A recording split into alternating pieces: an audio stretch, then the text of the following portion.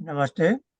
ईश्वर उपासना परिवार के मासिक मिलन 6 नवंबर 2023 में आप सबका स्वागत है। आज एक प्रस्तुति है जो बहुत हमारा जो परिवार है, समूह है, उसमें आपस में बहुत अच्छा विचार विमर्श हो रहा है। तो वहाँ से मैंने एक विषय देखा कि सुख और आनंद से संबंधित। तो उस पर जो वैदिक दृष्टिकोण है और वो उपासना के अंतर्गत ही आता है, इसलिए उस पर हम आज थोड़ा विचार करते हैं। उसके बाद सदा की तरह थोड़ा सामूहिक अभ्यास, ध्यान उपासना का। उसके बाद हमारे मित्र श्री विद्यासागर गर्ग जी अपने ध्यान उपासना के अनुभव बताएंगे। फिर यदि कुछ हुआ तो कोई प्रश्न उत्तर ले लेंगे आप। आइए, मैंने एक लिखित रूप में तैयार किया है, वो आपके सम्मुख रखता हूँ, तो उससे शायद हमें लाभ होगा।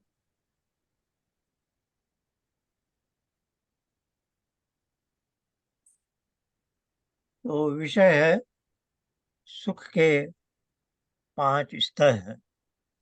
सुख शब्द बोलचाल में है, ये बहुत ही व्यक्तिगत है। किसी को किसी अनुभव से सुख होता है, लेकिन किसी और को किसी और अनुभव से। और ये दुख के बारे में भी है। दुख के बारे में ज़्यादा कहते हैं कि ऐसे अनेक अनुभव हैं, जैसे भूख है, प्यास है, शरीर में कोई चोट लग गई है या रोग है, तो सबको दुख होता है। लेकिन सुख का अनुभव ऐसा है, विचित्र है, कि मनुष्य चाहे भी तो कोई एक अनुभव हम नहीं गिना सकते हैं जो सारे मानव मात्र को, सबको सुख देता हो। दुख के साथ यूनिवर्सलिटी ज्यादा है, सुख के साथ नहीं। तो दुख और सुख में भी थोड़े अंतर हैं। अभी हम उसमें अधिक नहीं जाएंगे। अभी हम सुख की बात कर रहे हैं। तो सबसे पहला स्तर सुख का, जो जन सामान्य परिचित है, वो हम इंद्रिय सुख लिखा है यहाँ मैंने।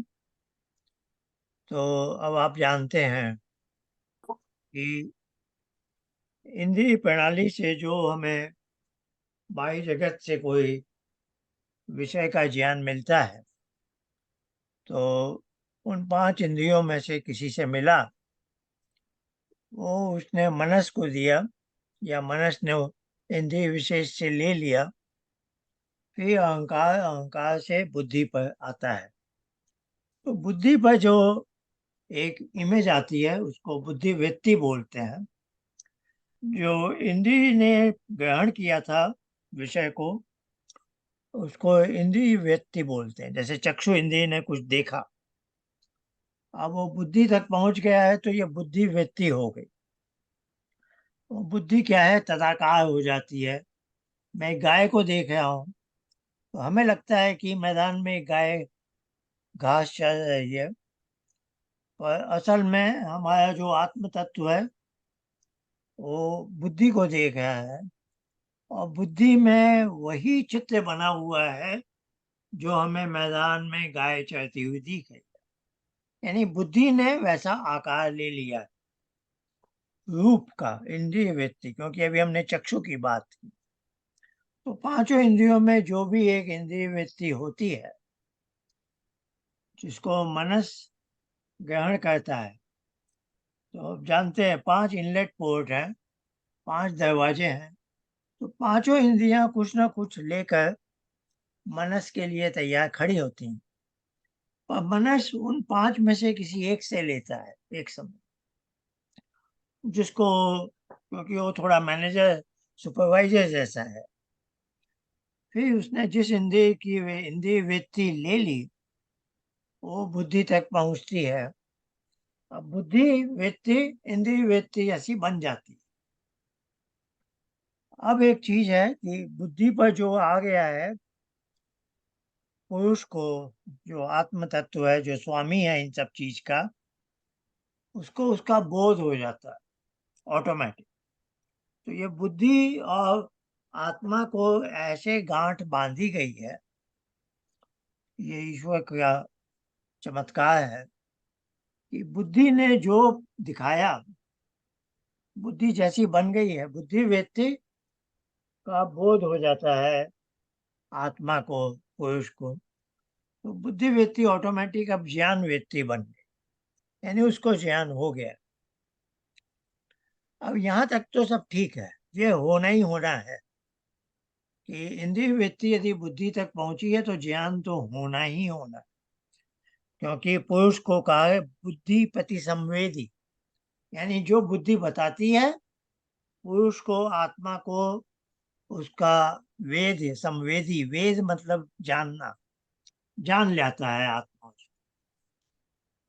अब एक चीज होती है कि बुद्धि व्यक्ति वो पुरुष को, मैं पुरुष बोलूं या आत्मा बोलूं एक ही बात है, आत्मा जो बद्ध है वो पुरुष कहलाता है। तो बुद्धि व्यक्ति पुरुष के ऊपर पड़ जाए तब उसकी वो भोग व्यक्ति बन जाती। तो ये बातें हमने बहुत अपने पाठ्यक्रम में कई बार की हैं। मेरा कहने का आशय है, इंद्रिय व्यक्ति का ज्ञान बनना तो ऑटोमेटिक है, लेकिन भोग बनना ऑटोमेटिक नहीं है। यदि आप के पास जो ज्ञान आया है, आपका उसके प्रति कोई राग नहीं है, वैराग्य भाव है, तो वह केवल ज्ञान बनेगा।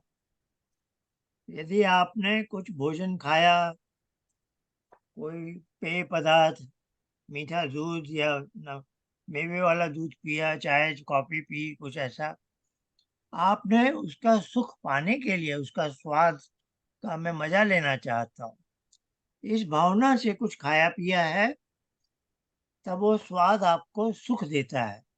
अब स्वाद केवल ज्ञान व्यक्ति नहीं है, स्वाद आपकी जीवा से चलकर बुद्धि तक पहुंचा, लेकिन क्योंकि आपने मजा लेने के लिए वो खाया पिया था, तो आप उस स्वाद का अनुभव करना चाहते।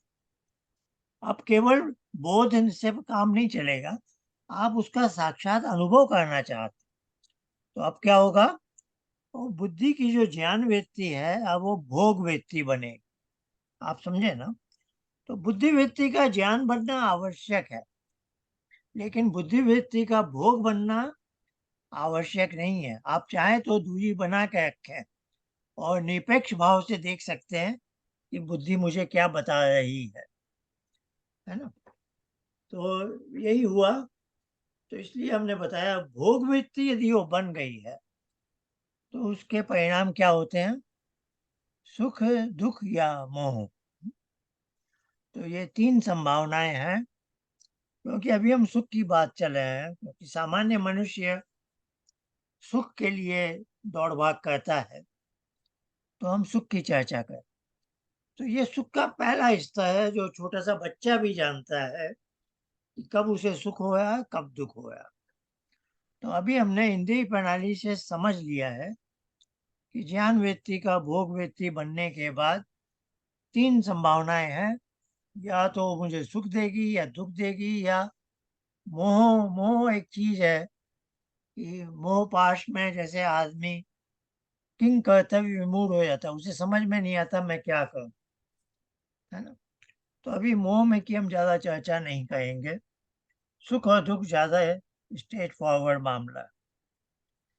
तो ये मैंने जो बात कही है, ये सांख्य का पहले अध्याय का 104वां सूत्र है, चिद अवसानो भोग। यहाँ क्या है, चित्त। ये चित्त नहीं है, चित्त है। त के तकार है, त के नीचे हलंत है, फिर संधि है अवसान, उसके ऊपर गिर पड़ना। किसके ऊपर?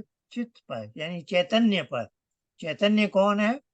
वो आत्मा या पुरुष जो है, उसके ऊपर जब ज्ञान वृत्ति गिर पड़ती है तब भोग होता है ना? तो ये बात यहाँ कही है। आइए अब और देखते हैं आगे। तो ये तो सुख आप हम सब इससे परिचित हैं और सामान्य मनुष्य इस सुख को बढ़ाना चाहता है। इसके अगला हिस्सा एक है, वो है विद्या प्राप्ति का सुख, है ना? जब कोई मनुष्य, हम देखते हैं कुछ, तो यहाँ थोड़ा संक्षेप में लिखा है, इंद्रियों से जो ज्ञात होता है उससे ऊहा द्वारा, ऊहा यानी उसकी प्रोसेसिंग करके एक नए ज्ञान की प्राप्ति। जैसे मैं देख रहा हूँ मैदान में एक बच्चा गेंद से खेल रहा, उसने गेंद ऊपर फेंकी, तो ये मेरी चक्षु इंद्रिय से सब दिख रहा है, लेकिन वो कुछ देर के बाद वही गेंद नीचे आने लगती। तो ये तो मैंने देखा, ये एक मेरी ज्ञान वृत्ति है। अब मैं सोचता हूँ ये जो ऊपर जो गेंद गई थी ये नीचे क्यों आने लगी, दूसरी चीजें भी नीचे आती हैं।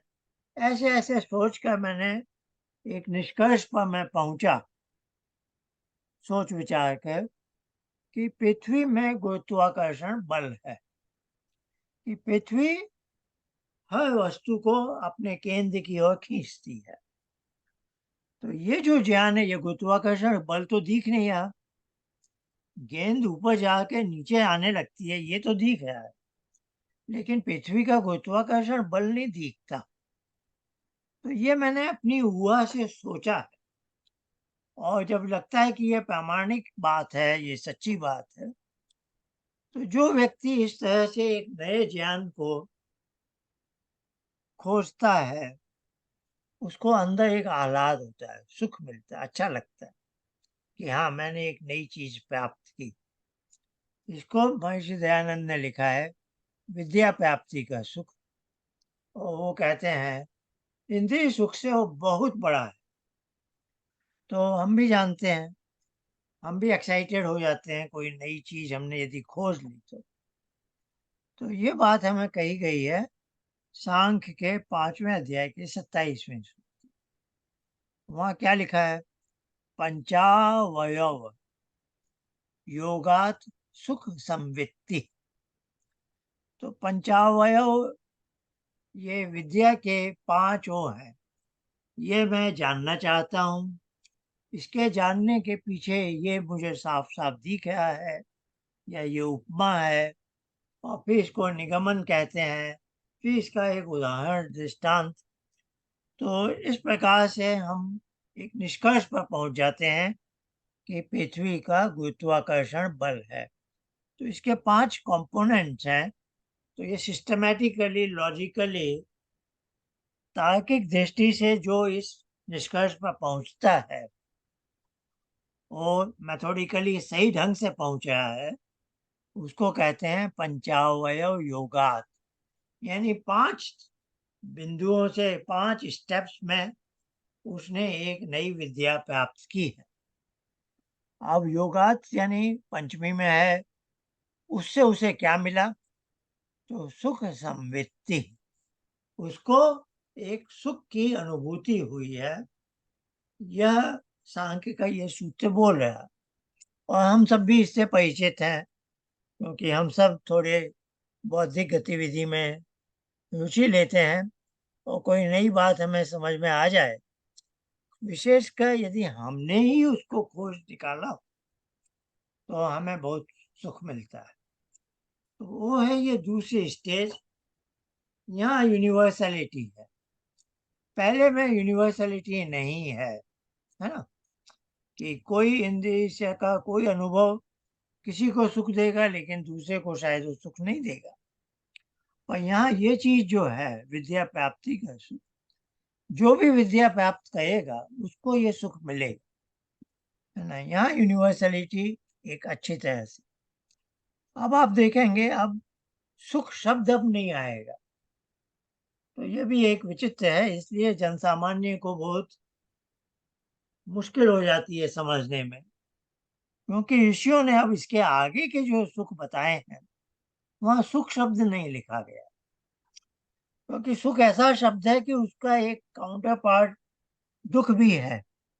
अब आगे आगे वैसा सुख दुख वाला सुख नहीं है, लेकिन लोगों को समझाने के लिए हम सुख शब्द का ही प्रयोग कर सकते हैं।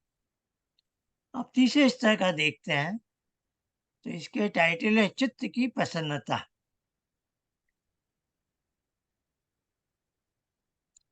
है ना? अब ये एक सूत्र यहाँ मैंने लिख दिया, सांख्य के छठे अध्याय का 31वां है। न स्थान नियम चित्त प्रसादात्। ये उपासना के लिए जब एक अभ्यास साधक जो बैठता है, तो एक जगह खोजता है कि भाई यहाँ मैं बैठूं, यहाँ शांति है, यहाँ शोर हो रहा है, जो भी है ऐसे ऐसे। तो सांख्य के ऋषि कपिल कहते हैं कि किस स्थान में बैठकर साधना करोगे, इसका कोई नियम हम नहीं दे रहे, वो सबको खुली छूट दे रहे। पर हाँ एक बात कह देते हैं कि जहाँ तुम्हारा चित्त प्रसादात, जहाँ चित्त तुम्हारा प्रसन्न हो, वहां तुम बैठकर साधना कर सकते। उन्होंने ये नहीं बोला कि किसी उपवन में जाओ, जंगल में जाओ, नदियों के संगम पर जाओ, पर्वत से या मैदान में जाओ, कुछ नहीं कहा। उन्होंने कहा जहाँ तुम्हारे चित्त को प्रसन्नता मिले, वहां तुम अभ्यास कर सकते। ये छठे अध्याय का 31वां सूत्र। योग दर्शन में भी ये आता है, तो वो भी मैं आपको दिखा रहा हूँ। ये योग दर्शन के पहले अध्याय का 33वां सूत्र है। ये बड़ा प्रसिद्ध भी है। मैत्री करुणा मुदिता उपेक्षाणाम सुख दुख पुण्य अपुण्य विषयाणाम भावनातः चित्त प्रसादनम। अब इसके विस्तार में हम नहीं जाएंगे, और यहाँ भी वो शब्द है चित्त प्रसाद। यहाँ है चित्त प्रसादात, ये पंचमी में है, बात एक ही है। तो यहाँ उन्होंने सुख दुख की बात नहीं की है। तो चित्त प्रसाद को मैंने हिंदी में लिख दिया चित्त की प्रसन्नता, चीयरफुलनेस। अब ये क्या चीज है, ये हमें समझना है। अब योग दर्शन में आप अच्छी तरह से पाठ्यक्रम में अच्छी तरह समझ गए कि योग दर्शन का पहला अध्याय उत्तम श्रेणी के मनुष्यों के लिए, समाधिपात जिसको। दूसरे अध्याय में क्रिया योग है, वो मध्यम श्रेणी के मनुष्य का है। और दूसरे अध्याय में 26-27 सूत्रों के बाद अष्टांग योग, वो है मंद श्रेणी, नीचे वाली श्रेणी। तो एक है औसत, एवरेज हो गई, उसके लिए है क्रिया योग। जो औसत से कमजोर हैं उनके लिए अष्टांग योग। और जो औसत से ऊंचे हैं, उत्तम श्रेणी वाले हैं, उनके लिए है योग, खाली अभ्यास और वैराग्य बोला। तो ये सूत्र पहले अध्याय में है, इसलिए आपको तुरंत समझ में आ जाएगा कि चित्त प्रसन्नता किसको मिलती है, उत्तम श्रेणी के मनुष्य। अब उत्तम श्रेणी के मनुष्य की क्या विशेषता है, तो अब फिर हम देखेंगे कि जो मंद श्रेणी का है, नीचे का, उसका यदा कदा अधर्म की ओर झुकाव हो जाता है। तो धर्म और अधर्म आप जानते हैं, ये रिलीजन वाला धर्म नहीं। धर्म है अहिंसा परम धर्म। अब अहिंसा को भी लेके आजकल बहुत अज्ञान फैला हुआ है, नॉन वायलेंस बोलते हैं। नहीं, अहिंसा का अर्थ है हार्मलेसनेस, दूसरे को हानि नहीं पहुंचाए। अब दूसरे में यहाँ खाली मनुष्य नहीं है, जीव मात्र है। तो अधर्म क्या है, किसी भी जीव को किसी भी तरह का दुख पहुंचाना अधर्म है ना। और दुख न पहुंचाएं तो हम धर्म के रास्ते पर। आप समझ गए ना, धर्म और अधर्म में ये अंतर। अब जो मंद श्रेणी का मनुष्य है, वो क्या है, वो सुख के रास्ते पर चलता है। सुख पाने के लिए वो कभी कभी दूसरों को दुख भी दे देता है। तो इसको हम कहते हैं उसने अधर्म का रास्ता अपना लिया। तो ये है मंद श्रेणी का। अब ये क्यों होता है? ये इसके लिए हम लोग बोलते हैं कि उसका चित्त जो है या बुद्धि जो है, आप इतना जानते हैं बुद्धि को ही चित्त कहते हैं। तो चाहे मैं बुद्धि बोलूं या चित्त बोलूं, बात एक ही है। अभी यहाँ चित्त शब्द आया है तो मेरे मुंह से भी चित्त निकल रहा है, क्योंकि हमारा ये विषय ही है चित्त की प्रसन्नता। तो जो थोड़ा नहीं जानते हैं, मैं एक बार थोड़ा सा बता दूं। बुद्धि की परिभाषा है अध्यवसायो बुद्धि। अध्यवसाय क्या है? निश्चय करना। अंग्रेजी में कहेंगे डिस्क्रिमिनेशन। ये लाल है, नीला नहीं है, ये आपने निश्चय की। ये गुलाब का फूल है, गेंदे का फूल नहीं है, ये आपने निश्चय किया। तो ये हर क्षण हमारी बुद्धि ऐसे काम करती है। इसको कहते हैं बुद्धि का अध्यवसाय। अब बुद्धि समझिए अध्यवसाय नहीं कर रही। बुद्धि एक फूल देख है ये, लेकिन उस पर कुछ विचार नहीं करे। बस वो फूल में ही आप खो गए हैं। पहले आप सोच रहे थे ये फूल मैंने कहाँ देखा, कैसे रंग का था, किस जाति प्रजाति का है, गुलाब का है, ये है वो है, इसकी पंखुड़ियां कहती हैं, फिर क्या होता है, पहले ये कली था, कली खोल के कैसे फूल बन। फिर ऐसे ऐसे आप विचार कर। अब थोड़ा आप बैठ गए हैं, आंखें बंद हैं, आप उस फूल को आपकी बुद्धि दिखा तो रही है, पर आप उसको प्रोसेस नहीं करें, आप कुछ विचार नहीं, है ना। कई बार आप एक चीज में खो जाते हैं, तो वैसे आप उस फूल में खो गए हैं। तो आप क्या कहेंगे? अब वो बुद्धि वृत्ति नहीं है, अब ये चित्त वृत्ति बन गई, है ना, समझ गए। तो बुद्धि जब अध्यवसाय रत है तो बुद्धि है, और बुद्धि जब अध्यवसाय रहित है, अध्यवसाय नहीं कर रही, तब उसे चित्त कहते हैं। ठीक है ना। तो ये बुद्धि और चित्त का अंतर आप सब जानते हैं, फिर से मैंने थोड़ा बता दिया। तो विषय है ये सुख का तीसरा स्तर है चित्त की प्रसन्नता। ये हर किसी को नहीं मिलती। इसको मिलती है जिसका चित्त शुद्ध हो गया। पर यहाँ लिखा है ना, उत्तम श्रेणी के मनुष्य को अब समझाया जाए कैसा होता है। चित्त उसका शुद्ध हो गया है, यानी उसको अधर्म में कोई रुचि नहीं है। उसने हमेशा धर्म का रास्ता अपनाया। आप धर्म का रास्ता भी अपना के आप सुख पाने की इच्छा से धर्म कर सकते हैं, जिसको बोलते हैं सकाम कर। तब आप क्या हो जाएंगे? मध्यम श्रेणी के मनुष्य हो जाएंगे। मध्यम श्रेणी का मनुष्य मंद श्रेणी से अच्छा है कि वो अधर्म नहीं करता। लेकिन दोनों ही, मध्यम और मंद श्रेणी, दोनों क्या कहते हैं? कर्म करते हैं फल की आशा से, सकाम कर्म करते हैं। तो मध्यम श्रेणी वाला धर्म करता है क्योंकि उसको मालूम है धर्म करने से मुझे ईश्वर सुख देगा, क्योंकि कर्म का फल वही देता है। तो कर्म का फल धर्म से सुख मिलेगा, अधर्म से दुख मिलेगा। तो मध्यम श्रेणी वाला अधर्म नहीं। लेकिन मंद श्रेणी वाला समझता है मैं बहुत चालाक हूँ, अधर्म करके अभी तो सुख ले लूं, बाद में देखा जाएगा क्या होता है, अगले जन्म को किसने देखा है। तो मध्यम और मंद श्रेणी में यही अंतर है। दोनों सकाम कर्म कहते हैं। मध्यम श्रेणी वाला धर्म के रास्ते पर चलता है, और मंद श्रेणी वाला अधर्म को भी अपना लेता है। ये जो सकाम कर्म की इच्छा है, कामना है, इसको हम कहते हैं क्लेश।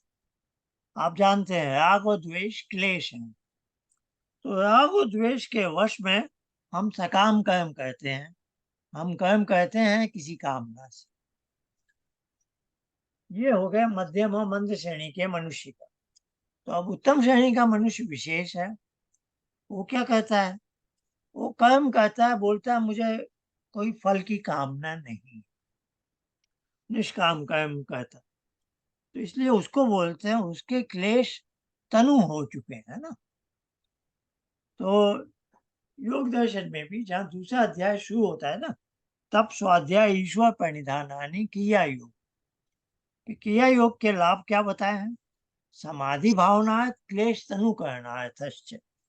यानी कहते हैं क्रिया योग से क्या होगा, आपके क्लेश तनु हो जाएंगे, बहुत छोटे सूक्ष्म हो जाएंगे। बहुत सूक्ष्म हो जाएंगे तब क्या होगा, तब आप उत्तम श्रेणी के मनुष्य बन जाओ। तो ये मैंने लंबी कहानी बताई आपको कि मनुष्य समाज में 3 श्रेणियां हैं। तो उत्तम श्रेणी का मनुष्य क्या है, उसका चित्त शुद्ध है, उसे अधर्म में रुचि नहीं है, वह धर्म करता है, लेकिन धर्म भी बिना किसी फल की आशा से करता है। तो उसके क्लेश उसका ड्राइविंग फोर्स नहीं होते। तो उसको क्लेश थोड़े होते हैं, तभी वो इस संसार में आया है, और बहुत तनु होते हैं, छोटे होते हैं। तो इस बात को हमने यहाँ लिखा, शुद्ध चित्त है और उसकी क्लेश तनु। अब ये व्यक्ति के चित्त की सामान्य अवस्था बता रहे हैं। अभी बच्चे की मैं बात कह रहा हूँ, बाद में कहें कि चित्त की सामान्य अवस्था क्या है। चित्त प्रसारणम, है ना। आप समाज में देखते हैं ना, कुछ लोग, उनके चेहरे पर ये एक तरह की मुस्कान भी होती है, एक तरह का प्रभामंडल आप कह लीजिए, एक तरह की चमक होती है ना। तो ये उनका चित्त की प्रसन्नता बताती है ना, क्योंकि वो वहां तक पहुंच गया है। वो बस ऐसे ही, ये उसकी डिफॉल्ट स्टेट है ना। कोई बात उसे, अब डिफॉल्ट स्टेट का क्या मतलब है कि उसकी उसकी बुद्धि अभी चित्त के लेवल पर है, कुछ सोच विचार नहीं किया, वो बस ऐसे ही शांत बैठा है। शांत बैठा है तो उसके चित्त की डिफॉल्ट स्टेट से प्रसन्नता निकल रही है, रेडिएट हो रही है, दूसरे लोग देख सकते हैं, है ना। ये हमने लिख दिया चित्त की धारणा की स्थिति। धारणा मतलब वो कोई एक ही चित्तवृत्ति नहीं चल रही, जो भी चल रहा है उसके यहाँ, वो बस आराम से बैठा हो। अब उसका चित्त जब बुद्धि बन जाएगा, सोचने लग जाएगा, तब वो गंभीर हो जाएगा। फिर उसके चेहरे की भंगिम भाव भंगिमा बदलेंगी, है ना। तो वो चीज हम अभी नहीं जाए, इसीलिए शब्द है चित्त की, है ना। बुद्धि की प्रसन्नता नहीं बताया गया। ये ऋषियों के शब्दों पर बहुत ध्यान देना पड़ता है ना। तो अब आप समझ गए कि सुख का ये एक तीसरा स्तर है जिसके लिए सुख शब्द नहीं बोला गया। पर जनसामान्य को हम यही समझाएंगे ना कि देखो वो भला आदमी कितना सुखी है, उसके चेहरे पर हमेशा ही एक मुस्कान पड़ी रहती है, उसको कुछ मिले तो भी खुश है, ना मिले तो भी खुश है। तो हम साधारण आदमी को एक ऐसा व्यक्ति दिखाएंगे, देखो ऐसा वीतराग मनुष्य होता है, ऐसे भी हो सकते हैं, है ना। तो ये उदाहरण दिए जाते। अब यहाँ मैंने एक जगह बात लिख दी है, एक नन्हे शिशु की। एक छोटा बच्चा है, गोद में आप लेके उसको, है ना, खेलता रहता है अपने अकेले में ही मस्त है। उसकी भी डिफॉल्ट स्टेट ऐसी ही है, चित्त की प्रसन्नता। वो बस, उसका पेट भरा है, कोई दुख नहीं है उसको, तो उसकी डिफॉल्ट स्टेट क्या है, चित्त की प्रसन्नता। अब यहाँ ध्यान रखने की बात है कि उसका चित्त तो शुद्ध है, वह क्लेश उसके तनु होना आवश्यक नहीं है। वो भी पिछले जन्म जन्मांतर के क्लेश लेके आया है, तभी उसका संसार में मनुष्य के रूप में जन्म। लेकिन एक बच्चे के साथ ईश्वर का कुछ ऐसा कमाल है कि क्लेश इसके तनु नहीं भी हो तो भी प्रसुप्त कहलाते। देखिए, क्लेश की भी 4 अवस्थाएं बताई हैं ना, योग दर्शन के दूसरे अध्याय में। प्रसुप्त, विच्छिन्न, उदार, ऐसे कहते है ना। तो प्रसुप्त है, सोए हुए। तो सोए हुए है यानी इनएक्टिव मोड में। अब वो जैसे जैसे बड़ा होता जाएगा, उसके क्लेश भी जगते जाएंगे, है ना। तो बात की कहानी अलग है, वो आप हम परिचित है। तो एक नन्हे शिशु की भी चित्त की प्रसन्नता होती है। हम सब बचपन में ऐसे ही थे कि थर्ड स्टेज को पा जाते थे। अब हम जाएंगे अगले स्टेज पर। ये था सुख का तीसरा स्तर। अब है चौथा स्तर। अब ये जो तीसरे स्तर के मनुष्य की बात की, अब ये इसका इसका प्रवेश हो सकता है, यानी इसको आप ध्यान उपासना के अभ्यास में जा सकता है। नहीं तो इसका एडमिशन ही नहीं है वहां पर, है ना।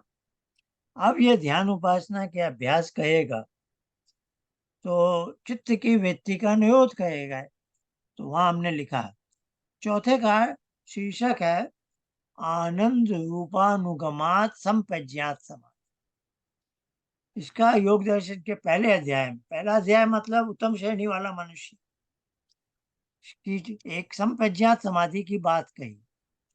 उसकी भी 4 स्टेजेस हैं, 4 सीढ़ियां। वितर्क, विचार, आनंद, अस्मिता, ये कॉमन फैक्टर रूपानुगमात संप्रज्ञात।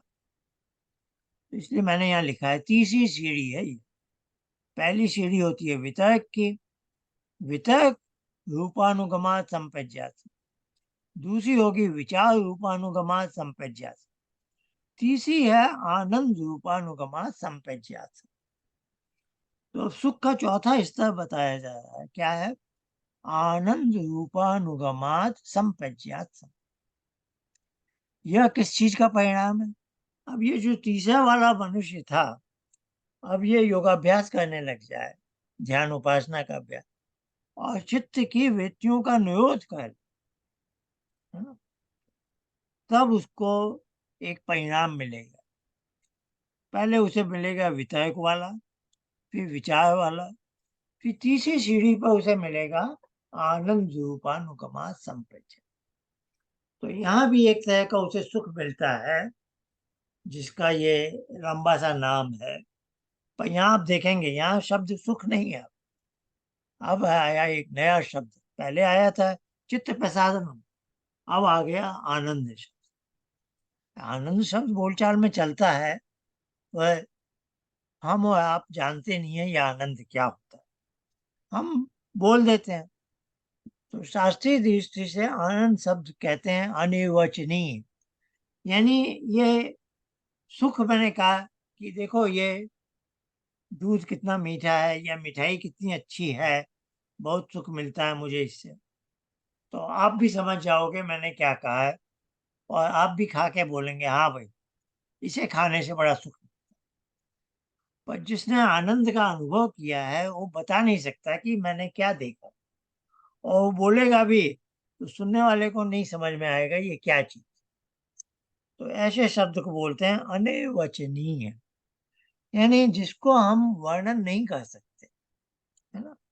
तो आनंद शब्द शास्त्रीय दृष्टि से ईश्वर सच्चिदानंद स्वरूप है, हमने बोल दिया। और वो ईश्वर के पास जो आनंद है उसको मैं जानता नहीं, आप भी नहीं जानते, कोई नहीं जानता।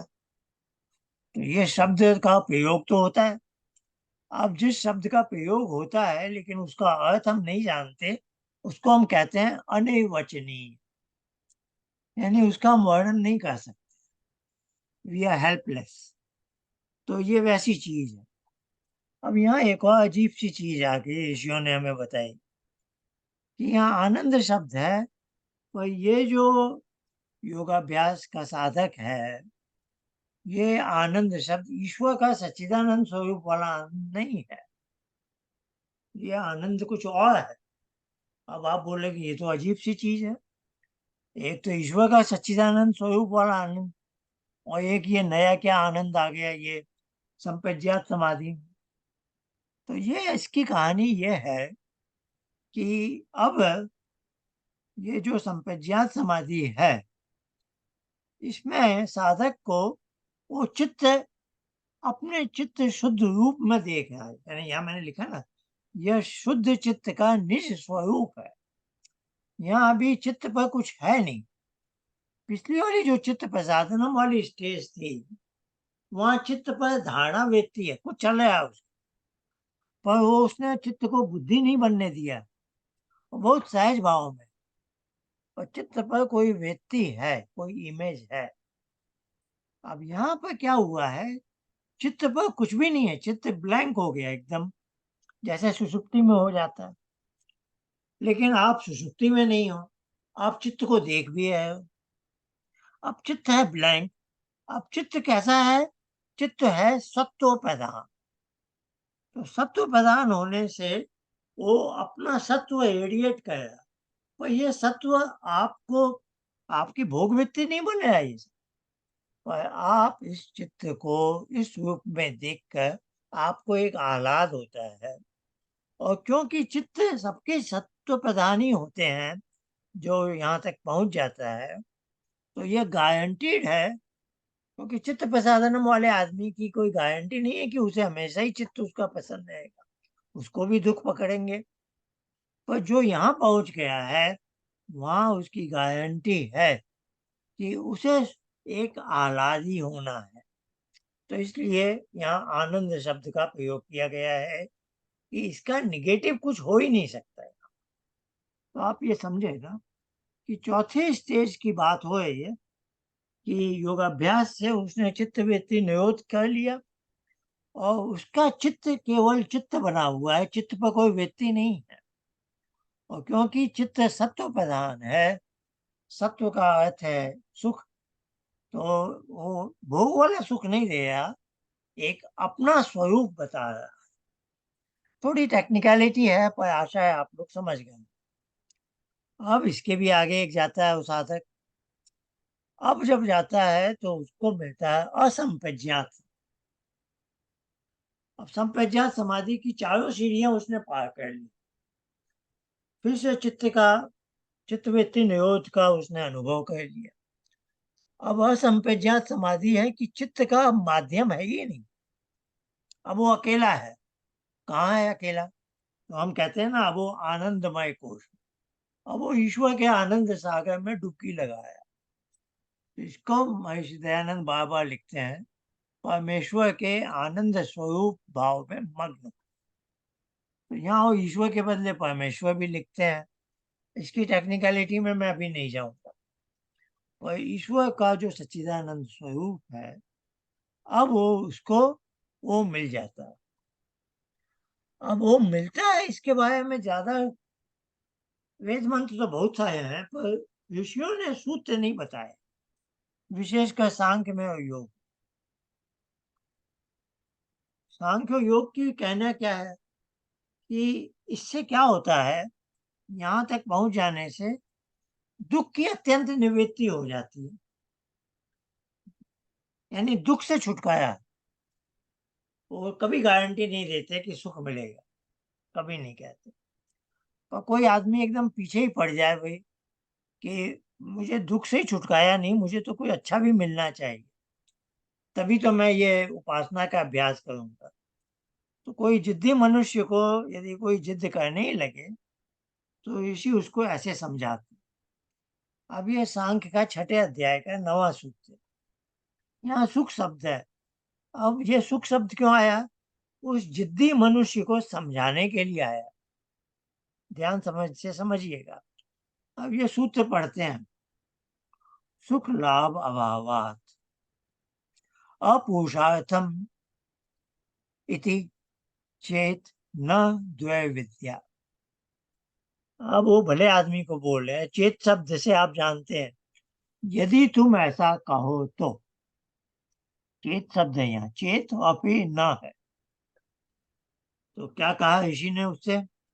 यदि तुम ऐसा कहो कि मैं जो तुम्हें उपासना का उपदेश दे रहा हूं, उसमें सुख का लाभ का अभाव है, यानी सुख की प्राप्ति नहीं है, इसलिए मेरा उपदेश अपुरुषार्थ, यानी तुम्हें उसका पुरुषार्थ करने का मन नहीं है, उस दिशा में जाने का मन नहीं है। आप समझ रहे हैं बात को? ऋषि एक साधारण मनुष्य से बात कर रहे हैं, उसको पूरा उपदेश दे दिया है, और फिर ये मनुष्य कह रहा है कि मैं इतनी झंझट क्यों करूं ध्यान उपासना की, इससे दुख से तो छूट जाऊंगा, लेकिन सुख कहाँ मिलेगा मुझे? क्योंकि साधारण मनुष्य सुख भी तो चाहता है ना, उसकी भाषा तो सुख दुख की है। तो ऋषि उसको समझा रहे हैं कि यदि तुम मेरा उपदेश को ग्रहण नहीं करते, ये सोचकर कि इसमें सुख की प्राप्ति नहीं है, सुख लाभ का अभाव है, इसलिए अपुरुषार्थ, यानी ये कहने के योग्य नहीं, तब वो कहते हैं न, ऐसा मत समझो। क्यों? द्वै विद्यात, मेरे उपदेश को मानोगे तो तुम्हें दो चीजें मिलेंगी। इससे आगे वो बता नहीं है क्या क्या दो चीजें क्या है। वो कह रहे हैं कि दुख से तो छुटकारा मिल ही जाएगा, और दूसरी एक चीज मिलेगी जिसे वो कह रहे हैं, वो सुख नहीं कह रहे, वो तो उसको कह रहे हैं तुम बोल तुम सुख चाहते हो, पर हाँ तुम्हें एक दूसरी चीज मिलेगी। वो बता नहीं है क्या चीज, आप समझ आए ना। तो उसी के मुंह से बुलवा रहे हैं, तुम सुख चाहते हो ना, वो दूसरी चीज तुम्हें मिल जाएगी। उसको गारंटी दे रहे हैं दूसरी चीज तुम्हें मिलेगी, और उस दूसरी चीज को सुख नहीं बोल रहे। वो क्या बोल रहे हैं? परमेश्वर का आनंद स्वरूप। अब क्यों नहीं बोलते परमेश्वर का आनंद स्वरूप? वो इसलिए नहीं बोलते कि वो भला आदमी आनंद नहीं जानता है, उसे नहीं मालूम आनंद क्या है, क्योंकि आनंद शब्द अनिर्वचनीय है। तो ये ऋषियों की बड़ी टेक्निकलिटी है, पर बोलचाल में जितना मैं समझा सकता था समझाया। तो ये 5 स्तर हैं सुख के, है ना। तो इसमें असल में सुख शब्द केवल पहले और दूसरे में ही है। बाद में एक चित्त की प्रसन्नता है, फिर चित्त का जो एकदम इनहेरेंट नेचर है सत्व प्रधान होने का, जो चित्त वृत्ति निरोध के बाद चित्त का अपना प्रकाश निकल, वो है, उसको भी आनंद कहा है टेंटेटिवली। और फिर ये पांचवा तो है अंतिम आनंद, है ना।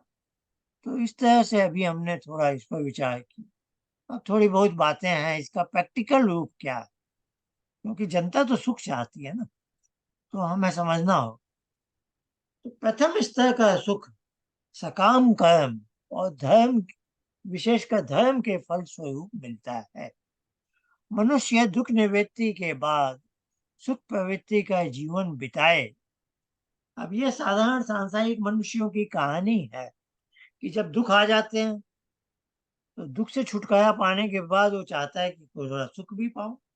भूख लगी है, अब उसके पास समझिए धनवान संपन्न व्यक्ति है, तो कहेगा भूख मिटाने के लिए मैं 2 सूखी रोटी थोड़ी खाऊंगा।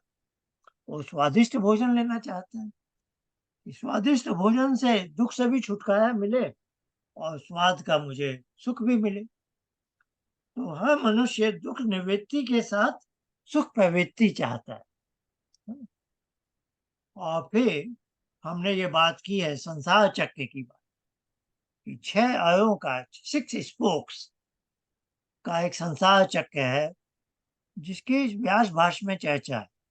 योग दर्शन के चौथे अध्याय के 11वें सूत्र के में व्यास भाष्य। तो क्या कहते हैं? ये 3 युग में है, डाइपोल है। हम जन्म लेते हैं, कुछ क्लेश लेके आए हैं साथ में, जिसको राग द्वेष का क्लेश कह सकते हैं। इनके वश में हम कर्म करते हैं, जो धर्म भी हो सकता है, अधर्म भी हो सकता है। धर्म का परिणाम हमें सुख मिलता है, अधर्म का परिणाम दुख मिलता है। तो ये 3 युग में है, जोड़ियां। और फिर सुख दुख का जब अनुभव हुआ तो क्या हुआ? सुख दुख के परिणाम स्वरूप उनके अनुभव के संस्कार राग द्वेष को जन्म देते हैं। जब कोई सुख नया मिला, वो भी अपने संस्कार इम्प्रेशन छोड़ जाता है, फिर उस सुख को पाने की हमें फिर इच्छा होती है। उस सुख को पाने की इच्छा को ही राग कहते हैं, और दुख से दूर भागने की इच्छा को द्वेष कहते हैं। तो ये जो नए सुख दुख आए, इनके भी राग द्वेष के संस्कार बन गए। तो क्या है, सुख दुख से हमें नया राग द्वेष, नया धर्म अधर्म, नया सुख दुख, फिर नया, ये चक्कर चलता रहता है। और इससे हमें क्या मिला? अब कुछ सुख दुख के फल जीवन के अंत तक समाप्त नहीं होते, तो अगला जन्म लेना पड़ता है। तो अब ये संसार चक्र हमारे लिए जन्म मरण और जन्म का चक्र बन जाता है। ऐसे मनुष्यों को सांसारिक मनुष्य कहते हैं। सांसारिक मनुष्य का भाई आप बुरा अर्थ न लीजिए, हम सब सांसारिक ही हैं। इसमें धार्मिक लोग भी हैं, अधार्मिक लोग। पर उपासना का मार्ग हमें सिखाता है कि इस चक्र से बाहर निकलना है ना। तो इसीलिए ये सुख के इतने आगे आप बताएं। तो साधारण मनुष्य कहेगा संसार में जो सुख है वो बाहर कहाँ है? तो ऋषियों ने इसीलिए बताया कि सुख के भी 5 स्तर हैं। आगे जाओगे तो ऐसे-ऐसे सुख मिलेंगे कि उसमें दुःख है ही नहीं मिला हुआ। ये सांसारिक सुख में क्या है, दुःख भी मिला हुआ होता है और समस्याएँ बढ़ती जाती हैं। तो ये चर्चा हमें करनी थी।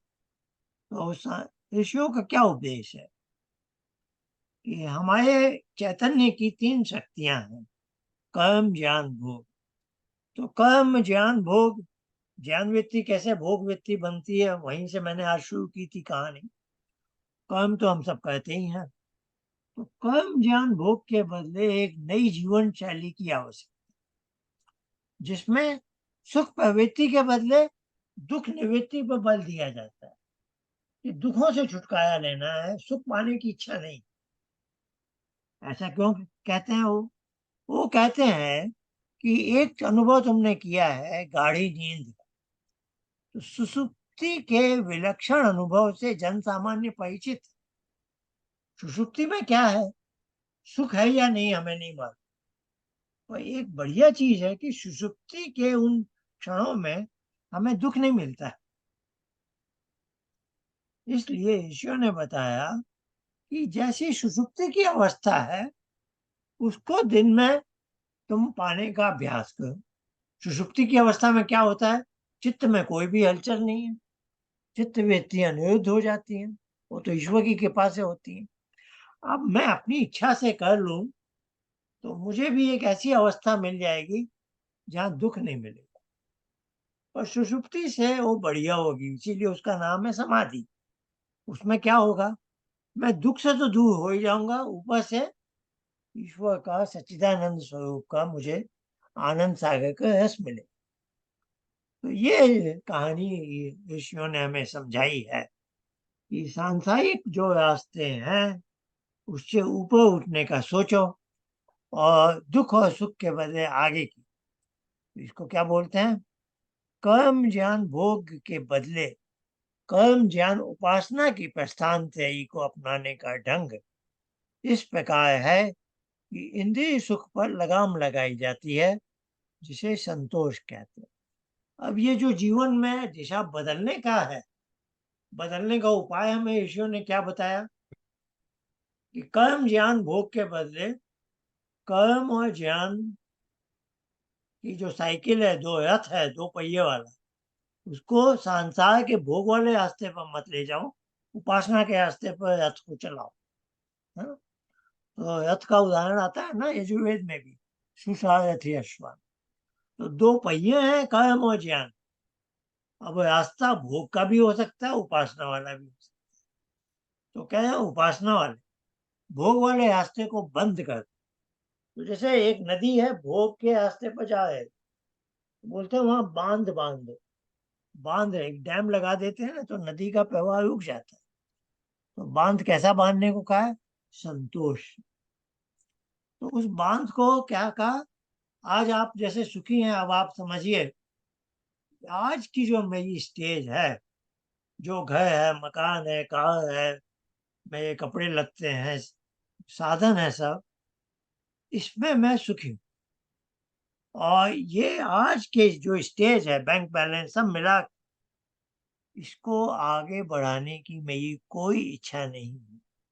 तो आपने क्या कहा कि अब आज की जो लाइन है, मैंने यहाँ लाइन खींच दी है, रेखा खींच दी है, और यह रेखा हो गई संतोष की। अब जो है उसी को मुझ पे कायम रखना है। अब मैं उपासना के रास्ते पे चलूँ। आप समझ रहे हैं? तो भोग वाली नदी पर एक बांध बांध देना, वो है संतोष का। और फिर जो सुख के दूसरे जो दूसरा, तीसरा, चौथा, पांचवा स्तर है, उसके पाने के लिए संकल्प करना और उस दिशा में लग जाना। तो इसको मोटिवेट करने के लिए पतंजलि ने क्या कहा, संतोषात अनुत्तम सुख लाभ। और वो साधारण आदमी को सुख की भाषा में ही समझाया कि तुम संतोष का जब बांध बांध दोगे ना, तो इससे क्या होगा, इससे एक ऐसा सुख तुम्हें मिलेगा जो सबसे उत्तम सुख है। तो उससे सुख की भाषा में ही बात कर रहे हैं। सुख लाभ तुम्हें मिलेगा, सुख मिलेगा, वो ऐसा है कि उससे उत्तम तुमने कभी सोचा भी नहीं हो। तो वो समझाने के लिए ईश्वर ने हमें बहुत मार्ग प्रदर्शन किया तो संतोष को जन्म देकर सुख के रास्ते से हटने पर ही एक नए अनुभव की प्राप्ति होती है, जिससे अच्छा कोई सुख नहीं। क्योंकि भाषा क्या है यहाँ? अनुत्तम। वो ये नहीं कहे संतोष उत्तम सुख है, उससे कहे वो कहे संतोष से अधिक अच्छा सुख कोई नहीं है। तो तुम संतोष का रास्ता अपनाओ।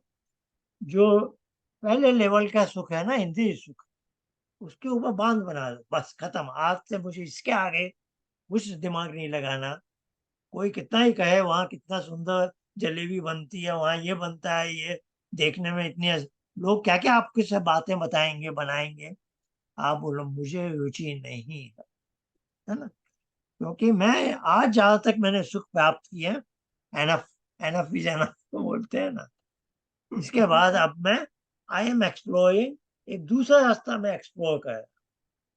तो ये है सुख के 5 स्तर की कहानी। हाँ, ये समापन है। जो ऐसा नहीं करता उसका जीवन मेघमरीचिका ही बना रहता है। मेराज लाइक एक्सपीरियंस है ना, कि वो हिरण बेचारा जा रहा है गर्मी में, उसको कहीं पर लगा है, आभास होता है कि यहाँ पानी है, वहां जाता है तो फिर पानी नहीं है, फिर अगली जगह। इसको मेघमरीची का कहा है।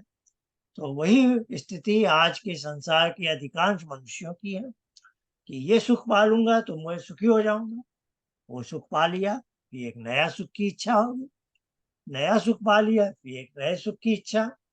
सारा जीवन 70-80 साल बीत जाते हैं, यही रहता है। इस संसार में प्रथम स्तर तक सीमित रहकर कोई भी सुखी नहीं हो पाया। तो सांख्य में सूत्र है ना, कुतो अपि को अपि सुखी, यानी कहीं भी कोई भी सुखी नहीं है। तो ये रास्ता प्रथम स्तर के रास्ते पर ही जाना और उसी को डेड एंड बना लेना, ये उचित नहीं। तो ये हमारी आज की कहानी थी, सुख के जो विभिन्न स्तर है उसके बारे में।